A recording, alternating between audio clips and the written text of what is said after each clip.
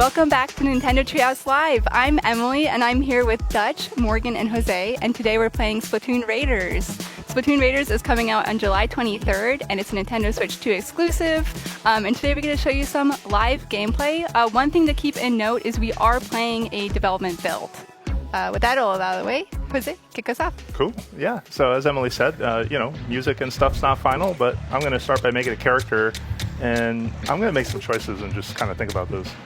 And just to set us up here for any of you who may not be familiar with the Splatoon world or the universe of the franchise, this is a world that has been devastated by a catastrophic sea level rise. It's totally wiped out humanity, so this is a post-humanity world. But some other creatures have kind of evolved and made their way back onto land, most notably the Inklings and the Octolings here, which are kind of half squid, half octopus, respectively, and half humanoid. They can kind of switch between their squid or octopus forms and their humanoid forms.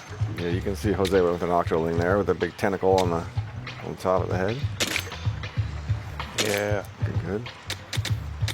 I like that you have your hairband is a plastic bag, I believe. Nice. Which we'll see how that fits into the game and all the stuff you can salvage. This game has a lot of salvage beach detritus. Yeah, upcycling. Yes. Yes. All right. So we're going to jump into the tutorial level and just kind of get our feet wet on how Splatoon plays. And we kind of want to start at the ground floor for folks, right? So you might be familiar with what Splatoon is, but if you aren't, first of all, welcome. We're really happy that you're here, and we just want to kind of walk you through the basics before we get started. Out here on the Spiralite Islands. So at its core, this game is an action game with elements of shooting. So you're playing as either an Inkling or an Octoling. And, what do octopuses and squids do? They shoot ink, right? Mm. So here, as Jose's getting this set up, you can see he's using the motion controls. And you can use the motion controls to kind of fine-tune your aiming. You can also look around with the right stick, right? So you're maybe using your right stick to make bigger movements and then fine-tuning that with the motion controls, which for anybody who's played Splatoon or another game in the series, it's super comfortable. I love it. It feels very intuitive. Yeah, I'm in the same boat where I feel like the best piece of advice I could give someone who's new is hey, rotate the camera with the right stick and then use your fine-tune, your motion control just for the up and down, which really helps. But you'll see it as I fire my weapon, I fire ink, right? And there's a tank on my back that is slowly depleting. I'm going to fire some into the ocean, because why not? And once you're out of ink, you are empty. And you'll hear that sound. Now, you'll notice that ink will slowly refill, right, as you kind of wait. But fast way to do that is to dive in. You see that meter kind of show up. Nice. Yeah, you also notice that you are slower on two legs, but if you are in ink, you can zoom and move really quick. You can transform into your swim form outside of ink. I don't recommend this. I also do not recommend jumping into water because even though we look like sea creatures, we are not safe there. And you can see that I'm at danger. At the bottom left, my health bar is pretty much done. So if you take any damage in that state, then you're done. You're splatted. Yeah, that's a one-shot. Small fries especially love to sneak up and just slap you with a spoon and get that. Yeah. So you said we're going to get our feet wet, but don't actually get your feet wet. Yeah, please don't. It was a figure of speech. Yeah. But, you'll see, and as you get used to kind of the loop, right? When you fire ink, one of the coolest things about swim form is also that you reload very quickly, right? So you're able to basically kind of keep your ammo up and going. And, like any good tutorial, this is just going to show you very much it's a shooting gallery designed to just kind of help you get a basic understanding of how the game plays. But it's also going to teach you a couple things, right? Well, that's kind of tall, and I can't go up there. But if I put some ink on it, can I just call out that I love this animation that plays here, as the ink kind of drips down. It's very satisfying. Yeah, it is very satisfying. Another quick tip I want to give folks is that you'll notice from here, if I fire, nothing is happening. Really pay attention for a hit marker like that, because that means you're snaps in. you're actually going to hit versus not having it. Another kind of, hey, I can't. Well, you can just kind of limp your way through. Yeah, there you go. Yes. Yeah, this is also true for falling through grates. But this is the first big lesson in Splatoon gameplay, right? That ink that's not your color is not fun for you. You can see the health bar down in the bottom left kind of ticking down, which is, we should mention, that's a new mechanic here in Splatoon Raiders. In other Splatoon games, you didn't have any visual information about what your like numerical health actually was, but actually is pretty key in this game, so that's been added to the UI here. Yeah. Another fun new addition are these little wooden boards that you can use to kind of surf between islands and between sections. Yeah, you can't be trapped on a desert island like without a little surfing, you know. Oh yeah. Salmonids. Oh, go ahead. Oh yeah, so if you've played other games in the Splatoon series, maybe you've played Salmon Run, you'll recognize some of these characters. These are the Salmonids.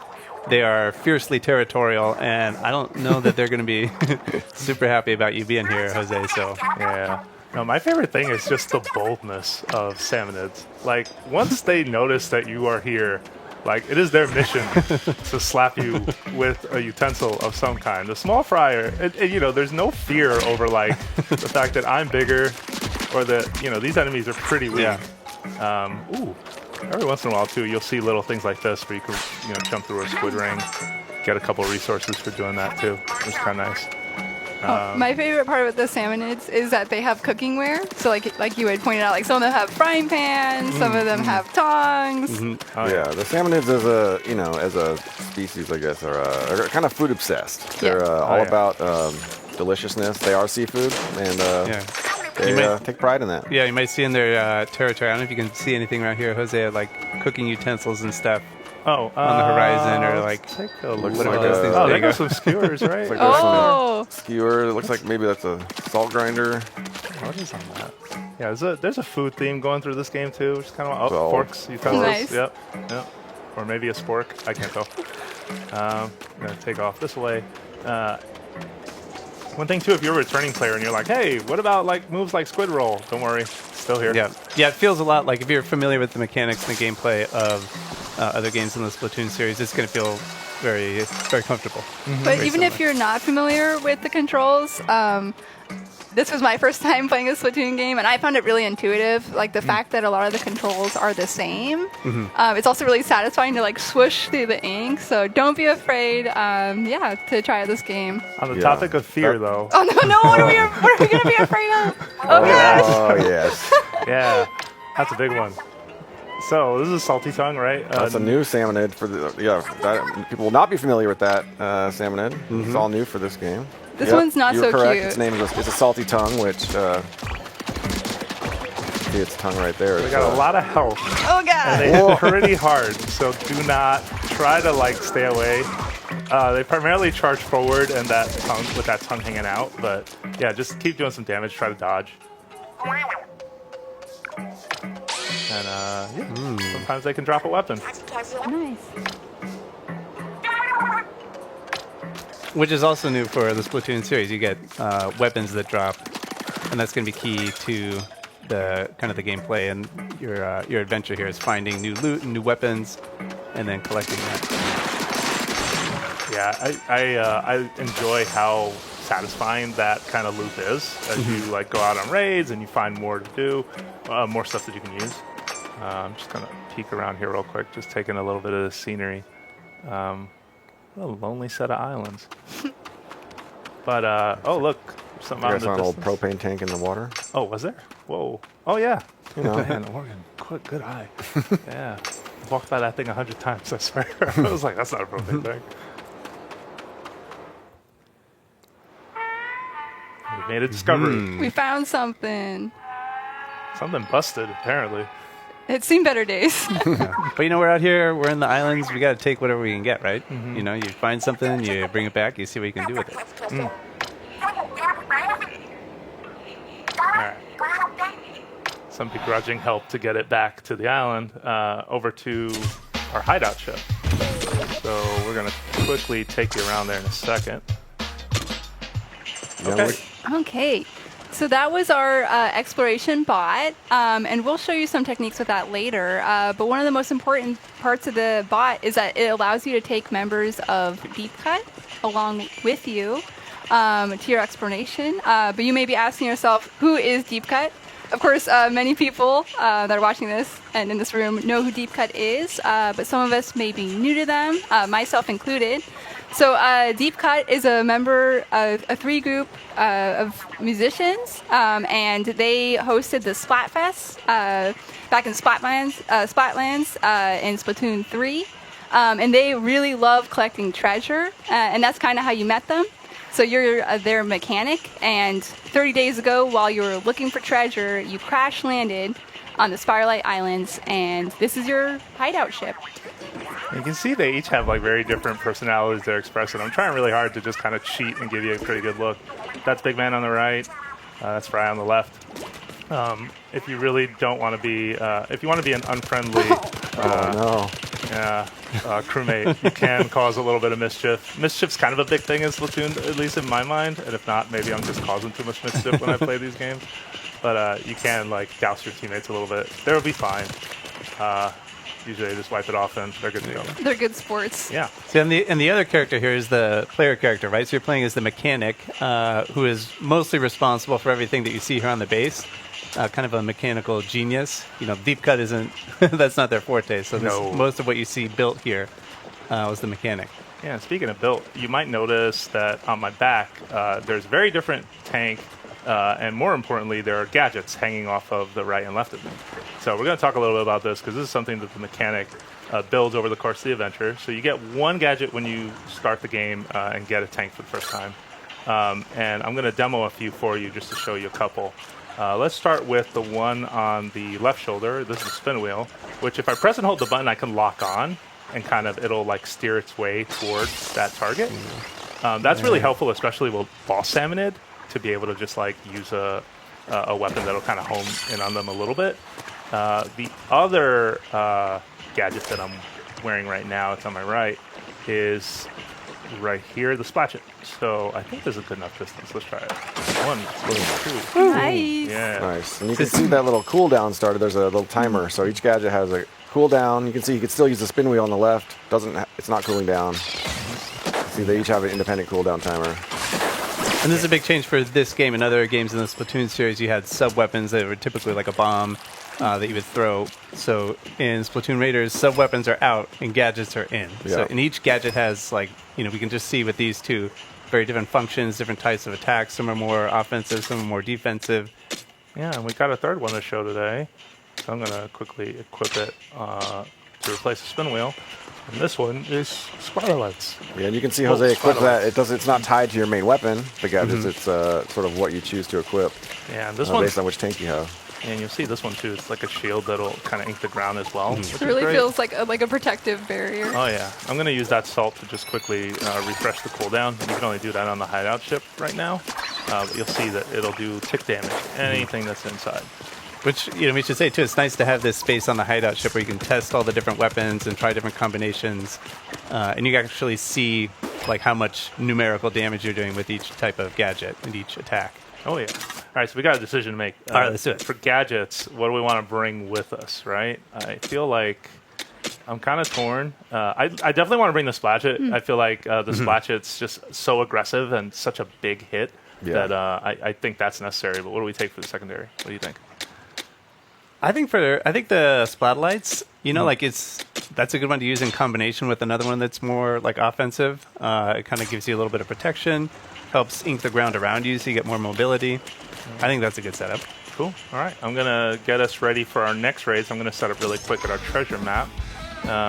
And we're going to go to Meadow Rocks. Woo! We have a very advanced deployment mechanism as part of our operation here. No Inklings or Octolings have been harmed Soft at all. landing, that was good. One thing worth mentioning, now that we're going on our first real raid, the training wheels are off.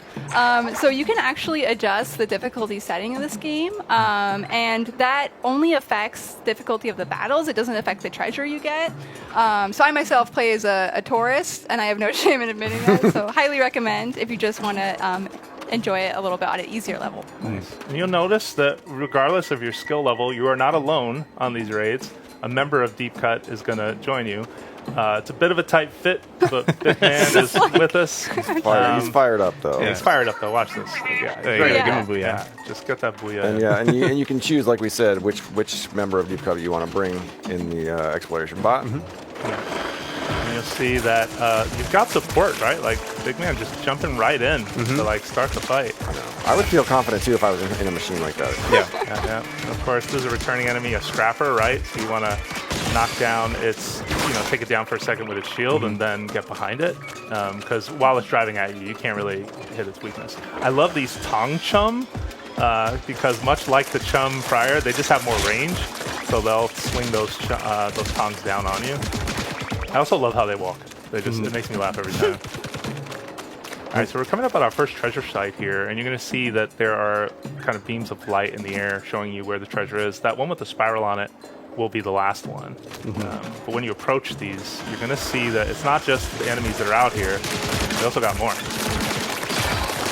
Yeah, salmonids, a lot of their strength comes in numbers, I feel like. So if you see one salmonid, it's probably a lot more behind it. All right, now that you cleared out those enemies there, you can go ahead and use the bot to drill. And that's going to give you some spiralite shards. So that's a resource that's specific to the spiralite islands here, and that's going to help you upgrade some stuff back at the base. Yeah, the upgrade loop is really kind of the most important part of this game, and you're going to need spiralite to get a lot of it, so you definitely want to go out of your way to make sure you're picking some up. You can see Jose just, what did you just do there? Baja. Oh man, what did I just was do that? there? That was a Baja. Yeah, look at that. Because that was a wall that I think you could not have inked your way up that wall, I believe. I could not, yeah. But through the magic of the bot hop. Yeah, and you can see we've got some particular floaty physics here in the spiralite island, something keeping you in the air and afloat for a little bit longer than you normally would. Yeah. One tip though, don't transform or you fall like a stone. Yeah. Oh no. And since you can call the bot to you at any time, call it over to you, it sort of allows you to not just have the bot as backup, but bring that bot hop in any number of situations. Especially because of the nature of the combat, where you say it's like a numbers game where the salmonids are just swarming you. It's nice to be able to call the bot over and just do one of those big floaty jumps and kind of get out of trouble. Yeah, get an aerial advantage. See everything. Yeah, I love too that when you call in the bot, there's a huge explosion of ink that follows when you drop it. Oh, yes. Nice. Super helpful to in a pinch. Let's press on. That's a stinger, and I know I showed you the bot hop, but these plants are really weird in that they also allow you to quickly jump into the air. There you go. Which can be super helpful if you're ever in a situation. And I turned this on thinking that this enemy would have kind of made its way up to me, but of course Big Man was on the case, so I didn't have anything to worry about there.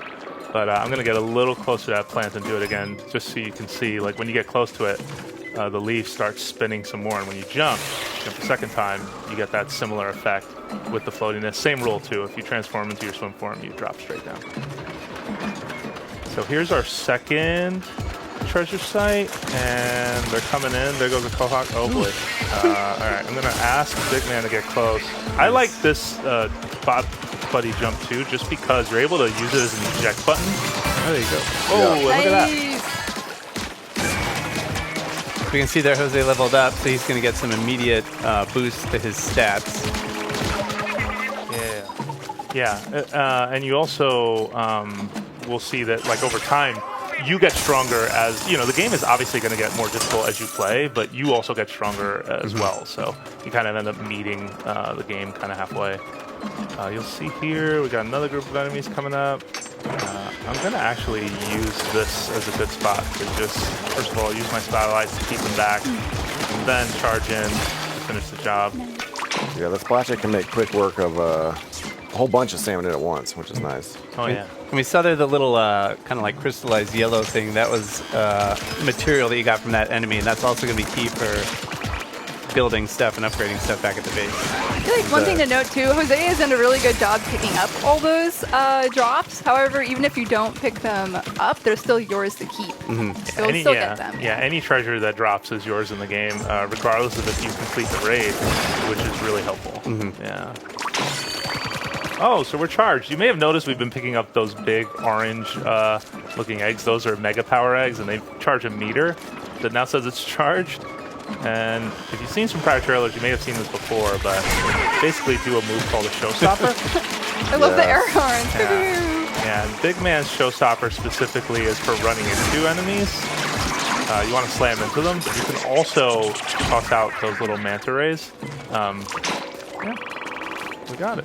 All right. So here's our last big treasure. Yeah. Big Man's going to drill that Booyah for for luck. us. Nice. Ooh, All right, and ooh, a treasure materials chest. and a chest. All right, but we don't want to spoil it, so we're not going to take a look at the contents of the treasure chest right now, right? Yeah, No no, spoilers. no. So Yeah, we'll keep you- that a surprise for folks at home. Yeah. But you know, that's our demo. Just wondering what else we have on store for folks. Yeah, so there are a couple of other ways that you can kind of stay in tune with what's happening with Splatoon Raiders. One is an upcoming direct. You can learn more about the treasures and the gadgets and whatnot. Another is the Splatoon North America League playoffs. So if you're interested in that, please make sure to tune in. And also, for fans of Splatoon 3, there's going to be a collaboration Splatfest with a theme featuring Splatoon Raiders. That's going to be the weekend of July 10th, so keep an eye out for that as well. One thing though, something else is coming out with this game when it releases, the date that it releases. Yes. Let me dramatically go off screen and then reappear with some gifts. Yes. Give me gifts, Yeah. please. So we have a deep cut amiibo here. So we have Fry, Shiver, and Big Man. Do a little squid hands. Featuring their island There we outfits go. here. So you can check them out here. And then I do want to call out Big Man's. The other side, there's some cool details. I love it. I love his backpack. He's he's ready for anything. Yeah, they also actually kind of fit together if you so here, let me Yeah, show us. Yeah, so with Big Man facing this way, Oh, and these two nice. here, well, doing a little bit of a bad job, but hopefully you can see that they kind of dock together. They've been docked. Yeah, I'm gonna turn it a little more that way. Nice. I think I got it. Good angle. Yeah, all right, we made it. That's the crew. The final form. Yeah, which is kind of a neat feature that they have. Awesome. Okay, so I'm gonna take this back. Awesome. And yeah, so these come out on July 23rd, which is also the release game of Splatoon Raiders. Thank you so much for watching. My name was Emily, and I was here today with Dutch, Morgan, and Jose. And don't go away. Please stay tuned on Nintendo Treehouse Live. Next up, we have is Rhythm Heaven Groove. Thank you so much.